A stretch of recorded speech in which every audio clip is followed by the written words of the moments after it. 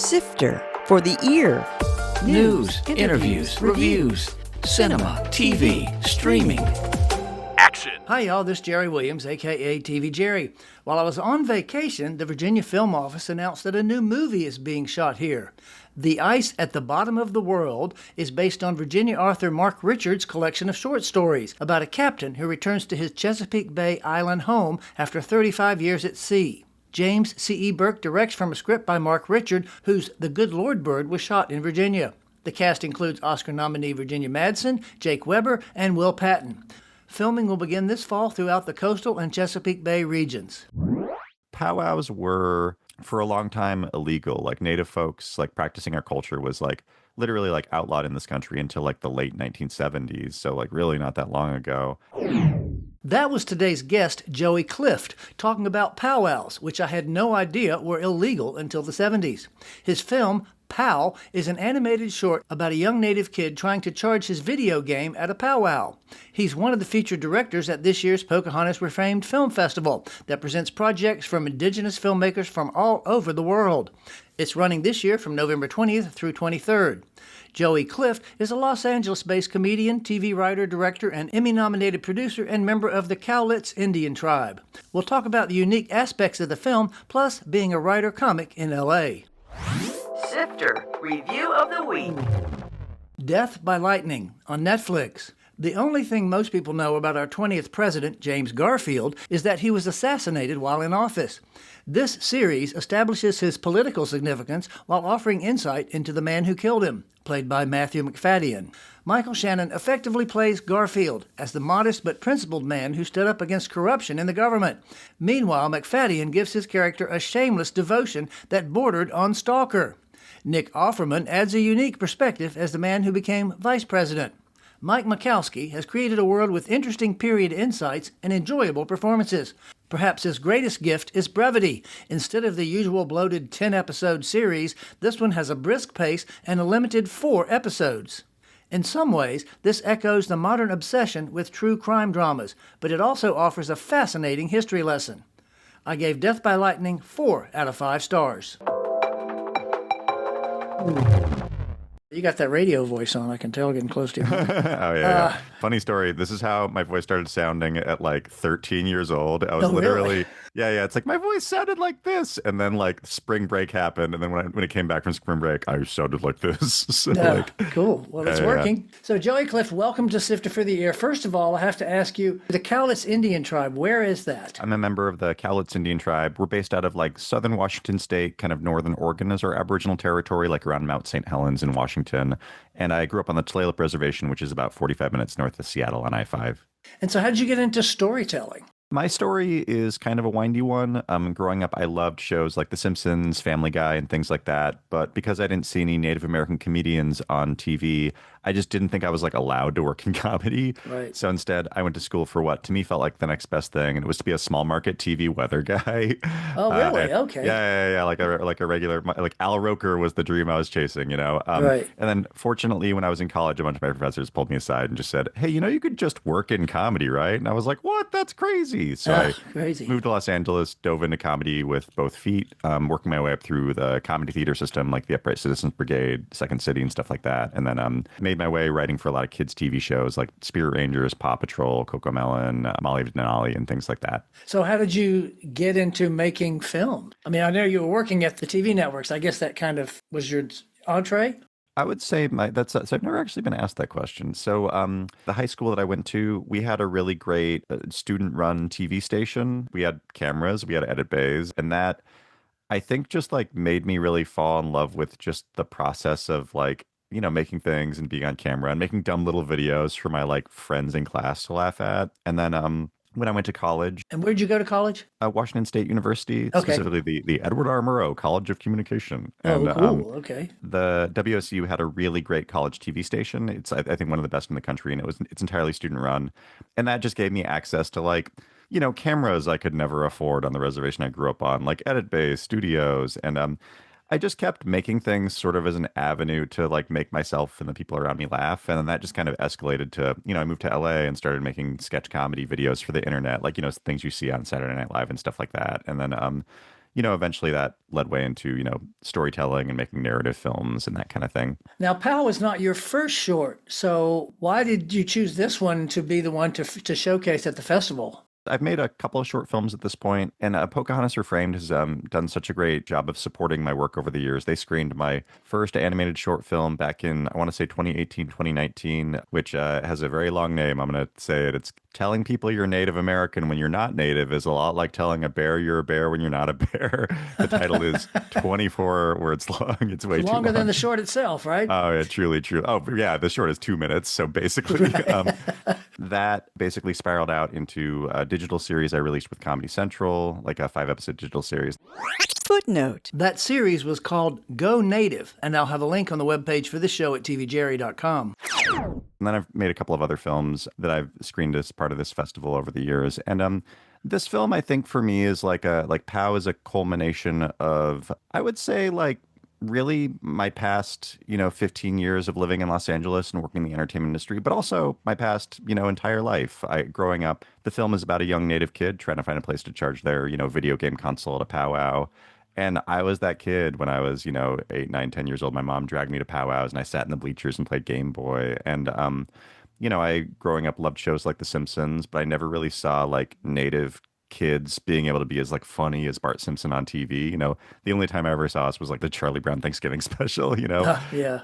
And then also just coming up through the Los Angeles comedy scene, like, I have this really big love for just like, hard comedy, things with a lot of jokes, things like, Right. Airplane and all that kind of stuff, like a lot of the David Zucker movies. So I really wanted to create something that could kind of take all of my loves and a lot of the things that I've kind of learned throughout my life, not just about comedy, but also just the native experience, and put them all together into a film. And so, like I said, like this to me is kind of a thesis project of really, my career, but also my life on some level. Surprise guest drop in. It's nice that you mentioned the festival because somebody has dropped in to talk about the festival. Oh, great. Hey, hi, Jerry. Hey, Hi, Brad. how's it going? Footnote. Brady Brown is the director of the Pocahontas Reframed Film Festival. So you were just talking about the fact that he's been at the festival before, so that's great. Obviously, you already know each other. Actually, we've never met, but we've really? shown a lot of his films. Yeah, I've Brad's showcased my work since like 2018, 2019 or something like that. And I've been meaning to come out for years. And I'm so excited that this is the year I'm going to come out. Oh, you are coming. Oh, good. Yeah, oh, yeah, great. Okay. So, Brad, tell us a little bit about the festival. Why did you start it and when did you start? It's been a while. Yeah, our first year was 2017. And why we started it, Jerry, you'll kind of remember this from a while ago, but Peter and Francoise Kirkpatrick, who started the French Film Festival over 30 years ago. Right. Footnote. I'll include a link to the podcast with Peter and Francoise about founding the French Film Festival on the webpage for this show at TV Jerry. Actually, Peter had taught a class at VCU on indigenous film and went over really well. And Peter kind of came to me and said, I think we should have a Native American Film Festival in Virginia, and I think you should run it. Oh. That's how it started. And I said, Peter, I don't know how to run a film festival. And he and Francois both said, that's okay, we do. I think our first year we showed 13 films. That was 2017. And this year we're going to show over 50 films. Wow. So it's grown quite a bit. And how has it changed other than just obviously a lot more films? More people are coming to it. That's the thing. That's great, yeah. The festival takes place at Virginia Museum of Fine Arts and the Virginia Museum of History and Culture. And they both have really nice theaters, seat over 400 people. But we're getting to the point where we're starting to wonder if we're going to have to, move to more days or move to larger screens because Great. It's really growing. Yeah. What's new or interesting this year? We're really becoming an international film festival. This year we have a film from Ireland. We have films from Peru, Canada, United States, Mexico, and also we have 2 films from Australia. There are indigenous people all over the world, and there's films being made by them. And we're really starting to open up to becoming more of an international indigenous film festival. Indigenous in Ireland? Would they just be Irish? So it's interesting because the Irish people had a very similar history with the colonization from England. Right. And forcing them to abandon their religion. And a lot of the Irish people, after the potato famine over there, a lot of them came over to the United States looking for work.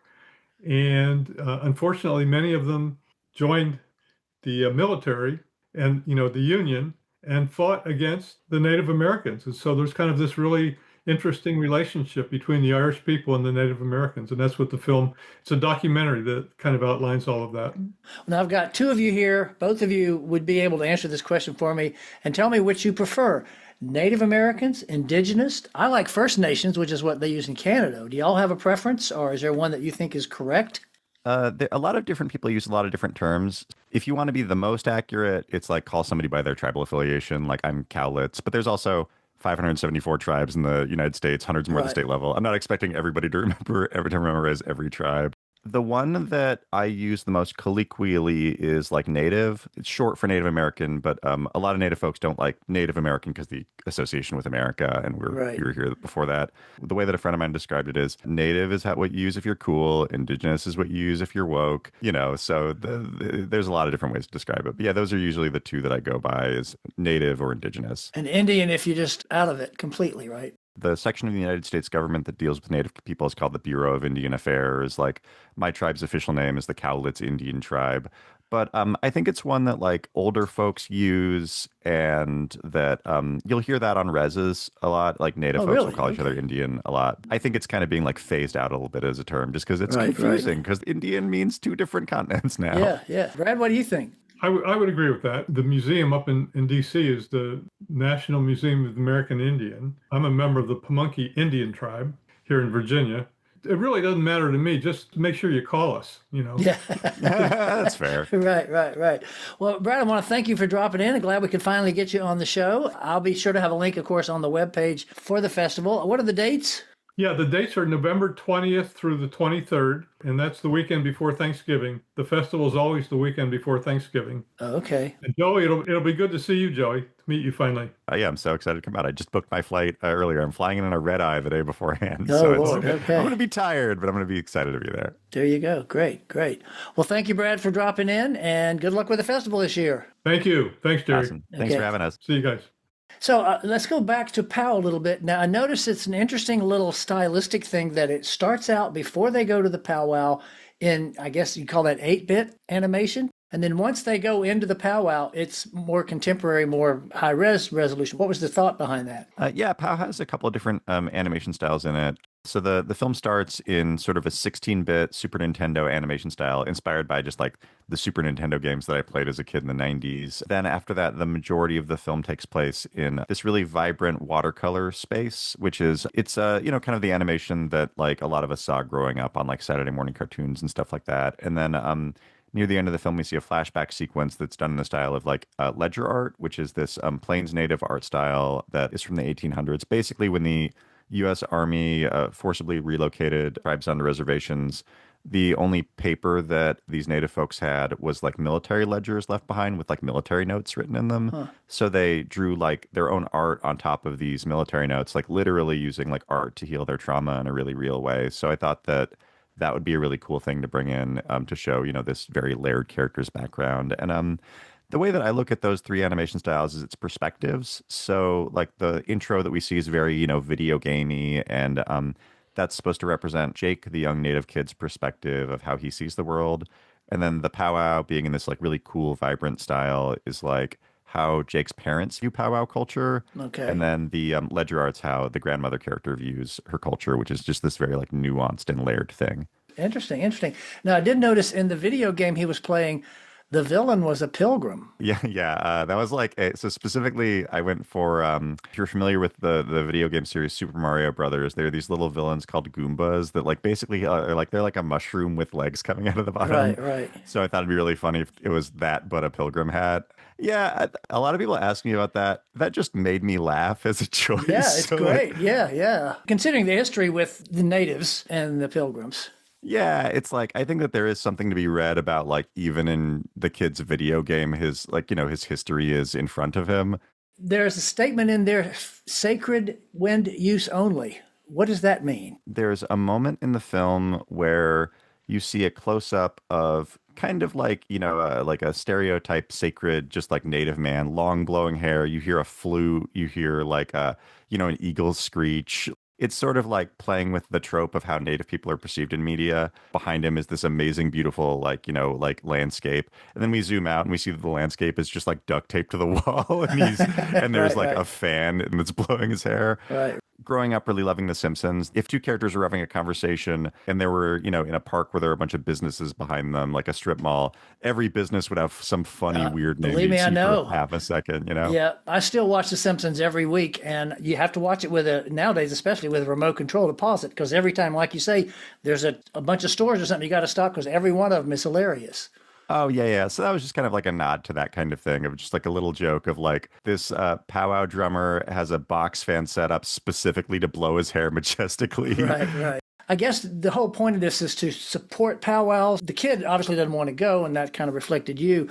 How does that turn around during the story? The film to me is about a couple of different things. One is, as a kid, one of the reasons that I didn't really like going to powwows is that I thought that I had to choose between video games, something that I really love, and my culture, which is something that my mom really loves. I did not know at the time that you can be both things. You can love both things. Like your love for those things doesn't have to be mutually exclusive. Powwows were for a long time illegal. Like Native folks, like practicing our culture was like literally like outlawed in this country until like the late 1970s. So like really not that long ago. Wow. And so there's a difference in sort of the kid and the grandmother character in that the kid had a choice as to whether he got to participate in his culture, whereas the grandmother character, when she was a kid, did not have that choice. Right. At the end of the film, I wanted to kind of showcase that, like, when my mom brought me to powwows, it wasn't her trying to punish me. It was her trying to, like, create another link in the chain of Native folks fighting to celebrate our culture. And when you frame it like that, it stops being like, some dusty old thing my mom's into and it becomes the Yeah, coolest yeah. thing ever, Yeah, right. It becomes right. like an act of like a cultural revolution in a really beautiful way. So it's kind of about those things. It's about like how you can be a contemporary person and a traditional person at the same time. And also people fought really hard for us to get to celebrate those things. So, at the very least, you don't have to be an expert at your culture, but just showing up is a nice way to Right, right, support. right. One thing I did notice and appreciated was there were different skin tones. You're pretty light skinned for the classic brown Indian look too. So I'm assuming that was intentional to have various skin tones of natives throughout that. That's something that I'm just very passionate about. I mean, especially as like, a lighter skinned native fella is like I think that the way that a lot of people view native culture and native people is like, yeah, we look like the crying Indian from those Of old, course, yeah. Make America Beautiful PSAs or whatever. Right, right. And you like look into it and you're like, oh, that was like an Italian guy. He was Yeah. born in Sicily. Like literally they painted his skin a darker color when he got on camera. So it's like the image of how a lot of people see native people is based on like, like weird Hollywood stereotypes that aren't Sure, real. yeah, yeah. Something I'm really excited about is the women's shawl dancer in POW. She's Afro-Indigenous, and we got an Afro-Indigenous shawl dancer, I believe her name is Autumn Rose, to be the consultant for that and to send us her dances, which our animators rotoscoped to like really match her movements. Oh, So it's cool. like it wasn't just like having a variety of skin tones on screen. It was also having a variety of people with a variety of experiences in, the native diaspora behind the camera to make sure that all that stuff was right. Obviously, everything, there's no AI in this. This was all either hand or computer generated, animated, right? Oh yeah, yeah. One of the last slides of the film that you see is like a powwow dancer, and then below it the text that says like, no AI was used in making this, made by Right. humans or something Right, like that. yeah.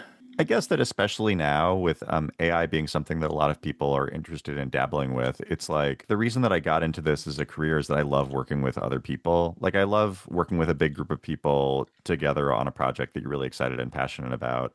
And when you bring AI into the mix, it just like takes the soul out of it. Yeah. And so it was really important for me to like make a statement at the end of this that like this was made by a largely native team of like humans who like Yeah, right. worked together to make this. You say you're a comedian, you make your living as a comedian primarily. How big is the native community of comedians? Because I'm not familiar with any. It's been growing. There was actually a book that came out, I want to say 2021, 2022. So within the past couple of years through Simon and Schuster. It was called We Had a Little Real Estate Problem, The Untold Story of Native Comedy. He goes through basically like all of the native comedians that are active now, a lot of the big names of the past, people like Charlie Hill, which performed on, I think he performed on like The Tonight Show and David Letterman and stuff.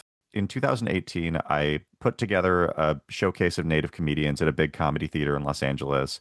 And at the time, it felt like, oh, I could probably name all of the active Native comedians, from people that are touring and making their living doing it to people at open mics who are just starting, like Right. off the top of my head, because of the popularity of shows like Reservation Dogs, just Native comedy being more in the mainstream. Now there's so many Native folks that are trying comedy and doing really great work. Like Brian Bahi recently did a showcase with Comedy Central. The 1491s, who I believe that they performed at the first Pocahontas Reframed back in 2017. They are now amazing TV writers, actors, and TV show creators doing a lot of great stuff in the entertainment industry. Yeah. So when you do write for some of these TV shows, what are some of the ones you do? And are you hired as a token native, or are you just hired because you're a funny guy? So that's a good question. So a lot of the shows that I write for are in the kids animated space lately. So things like Paw Patrol, Rubble and Crew on Nickelodeon, like Coco Melon, which is a big show for kids. I was a writer, consulting producer for Spirit Rangers on Netflix, which is it came out in 2022, and it's the first kids show in the history of U.S. animation, like created by a native person, Carissa Valencia, who's a member of the Shumash tribe, with an all native writers room that I was a part of, and native characters played by native actors, and really proud that we were nominated for an Emmy Award for that. I was nominated for a Peabody Award this year for that. And sometimes, because they think I'm really funny and they just want me as, somebody to write jokes. And then sometimes it's like, oh, there's no reason I should write for this show other than you have a native character and I'm the only native writer you could think about. Yeah. Whenever I'm offered those jobs, I don't take them. I say no. I There you politely go. pass them. And I'm currently writing on a show called Rubble and Crew for Nickelodeon, which is one of the most popular shows on Nickelodeon. And then at a certain point, like, we were talking about characters in the show, and I just mentioned, like, oh, could there be a native character?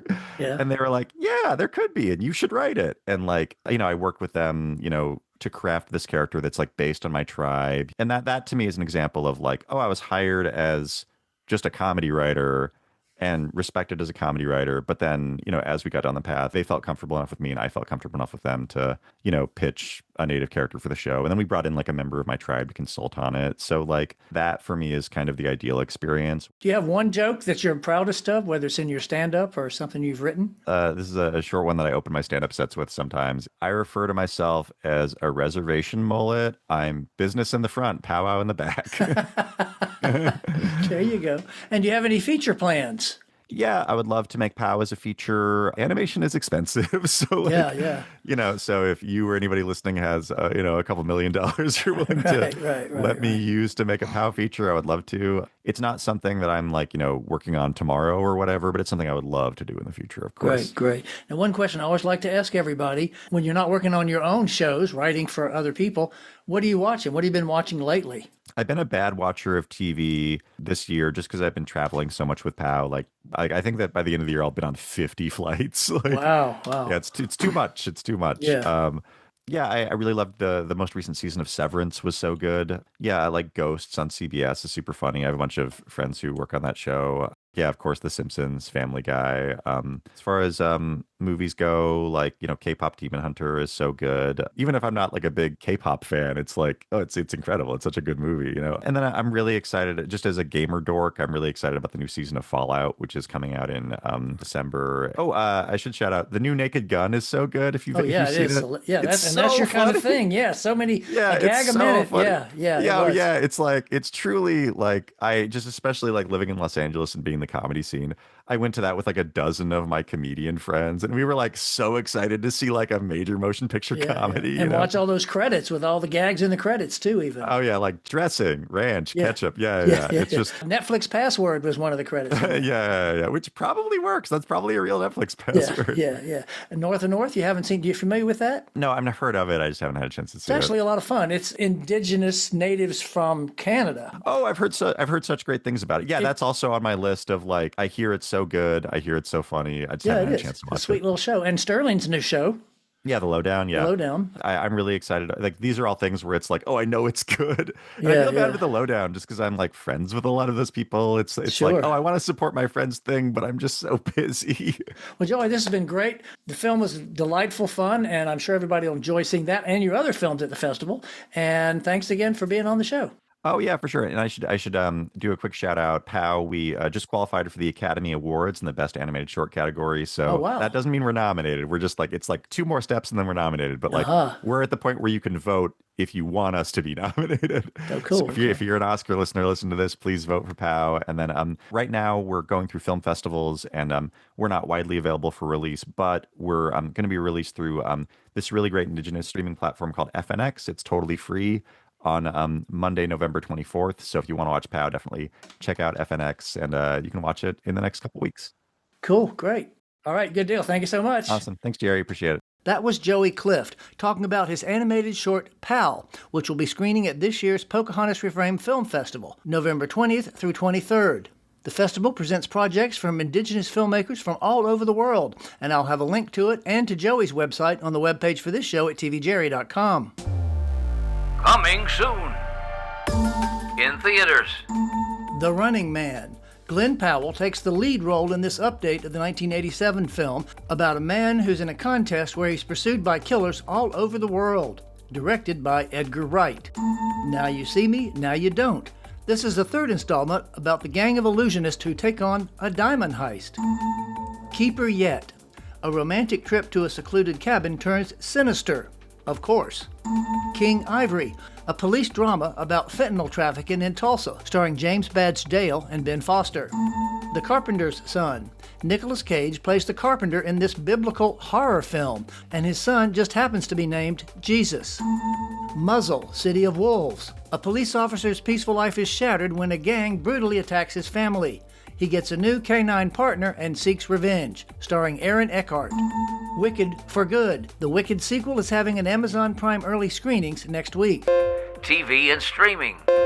Champagne Problems on Netflix. An executive travels to France to get a renowned champagne brand before Christmas, but her plans are upended when she falls into a whirlwind romance. Come See Me in the Good Light on Apple. Facing an incurable diagnosis, two poet lovers embark on a poignant yet unexpectedly humorous exploration of love, mortality, and life's moments. Playdate on Prime. Alan Ritchson and Kevin James star in this comedy about a playdate that turns into an action flick. The American Revolution on PBS. In time for our nation's 250th comes Ken Burns' new series in 6 parts over 12 hours. Malice on Prime. A charming tutor infiltrates a wealthy family's life, revealing a sinister agenda. With David Duchovny, Carice Van Houten, and Jack Whitehall. The Seduction on HBO, a prequel to Dangerous Liaisons. In Your Dreams on Netflix, Stevie and her little brother journey into a wildly absurd landscape of their own dreams to ask the Sandman to grant them the perfect family. 1-to-1 on HBO. The only full concert that John Lennon ever did as a solo artist was in Madison Square Garden, and this film features that plus lots of interviews and other 70s footage. Nouvelle Vague on Netflix. This film, which played theaters briefly, is about Jean-Luc Godard's making of Breathless, directed by Richard Linklater. Landman on Paramount Plus. From Taylor Sheridan drops the second season on the 13th. You can subscribe to this podcast on the usual platforms or go to TV Jerry, click on the podcast tab, and there's a link to enroll. Next week, we'll feature the return of Oscar-nominated production designer David Crank, who'll talk about working on The Lost Bus, starring Matthew McConaughey, and streaming on Apple. This is Jerry Williams. Thanks for listening. For more Sister, including literally thousands of reviews, Visit tvjerry.com. That's a wrap.